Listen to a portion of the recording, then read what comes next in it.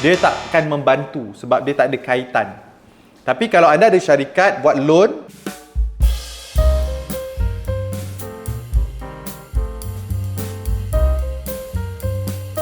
Assalamualaikum dan selamat datang ke YouTube channel Dr. Adam Zubair, Doktor Kewangan anda. So, saya nak menjawab persoalan yang ditanyakan oleh subscriber saya ataupun follower saya. Assalamualaikum doktor, kalau beli motor gunakan loan kedai, boleh tak kalau kita nak beli loan, nak buat loan rumah menggunakan loan kedai? Okay, so soalan boleh ke tak boleh? Jawapan saya boleh lah. Kan?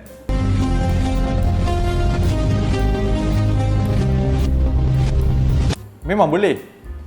Tapi persoalan yang lebih penting, diterima ataupun tidak, itu persoalan yang saya tak boleh nak bagi jawapan. Sebab benda ni bergantung kepada bank dan keadaan semasa lah. Sebab bank ini akan membuat pilihan bergantung kepada keadaan semasa. Kalau keadaan ekonomi tak baik, so bank akan berwaspada sebelum memberi apa-apa pinjaman. Tapi kalau keadaan ekonomi bagus, tengah rancak dan ekonomi pun sangat-sangat optimistik lah, so most likely memang senang kalau kita nak buat loan tersebut. Okay, so dah jawab soalan? Habis. Okay, so dalam video ini saya just nak ulas lah, okay, supaya anda faham. So, bila kita cakap tentang nak buat pinjaman ini, ada beberapa perkara yang kita kena ambil tahu. Okay, benda yang pertama, yang paling utama adalah SIKRIS dan SITOS anda. So, SIKRIS dan SITOS ini saya pernah buat satu video khas yang saya pernah kongsikan dalam YouTube channel saya. Anda boleh klik saja Dr. Adam Zubair SIKRIS dan anda akan nampak video berkenaan dengan SIKRIS. So, bila SIKRIS anda tak cantik, keberangkalian untuk anda lepas loan memang sangat-sangat rendah. So, anda kena pastikan SIKRIS anda, SITOS anda bagus. Yang kedua, bank ini kadang-kadang sebelum mereka nak bagi loan kepada anda, mereka nak tengok bukti loan ataupun bukti pembayaran balik apa saja pinjaman yang anda buat. So, kalau saya nak bagi perumpamaan, anda lebih senang untuk buat loan jika anda dah ada loan sedia ada dengan bank. Tak kisahlah sama ada loan itu loan kredit kad yang anda ada kredit kad tapi tak pernah guna pun okey. Sebab bila anda ada kredit kad anda tak pernah guna, at least bila anda lihat SIKRIS anda itu akan nampak, orang ni ada loan, ada kredit kad lah. Walaupun tidak ada loan tapi ada kredit kad. Kredit kad itu adalah salah satu instrumen hutang dan memang tak nampak anda culas bayar. Okay, maksudnya walaupun anda tak perlu nak bayar apa-apa tapi nampak okey lah kan, cantik. Bagus. So itu bukti loan, bukti pinjaman. Ataupun saya bagi contoh lagi mudah, ada satu ketika dalam hidup saya yang mana SIKRIS ataupun credit score adik saya yang masih lagi belajar lebih cantik daripada credit score saya sendiri. Walaupun saya dah ada bisnes, dah bekerja, dah ada income. Kenapa? Sebab adik saya, ibu saya tolong buatkan ASB financing untuk adik saya. So ASB financing, so nampaklah nama adik saya tu dan pembayaran balik cantik setiap bulan. So lebih cantik daripada saya yang tidak ada apa-apa hutang.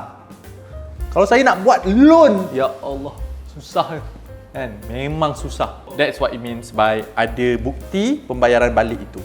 Yang ketiga, bank pun akan ambil kira pegangan cash anda.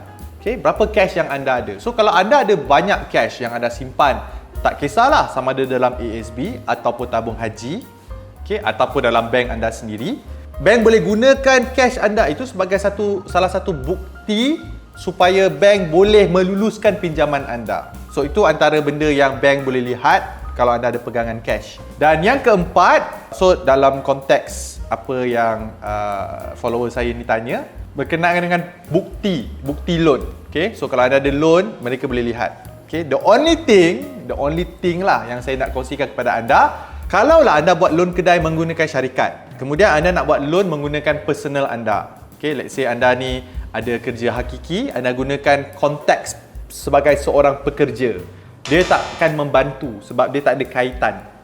Tapi kalau anda ada syarikat buat loan kedai ini menggunakan nama syarikat, kemudian anda nak beli rumah menggunakan syarikat anda, then tak ada masalah. Tetapi kebanyakan orang nak beli rumah ini nak menggunakan nama sendiri, persendirian.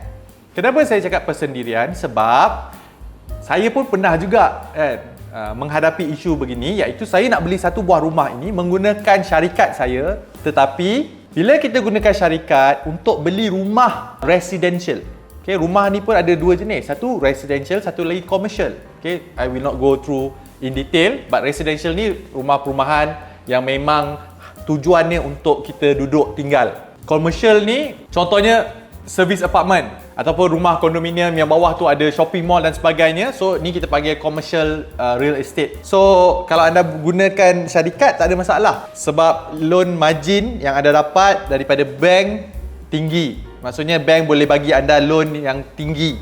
Tapi kalau anda nak beli residential menggunakan syarikat, saya dulu bank hanya approve 50% saja daripada harga rumah. Let's say harga rumah 1 juta, saya kena letak down payment 50%, banyak 500,000.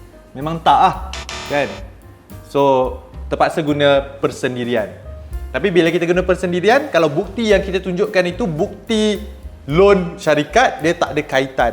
So, dia tak kena, tak masuk akal lah.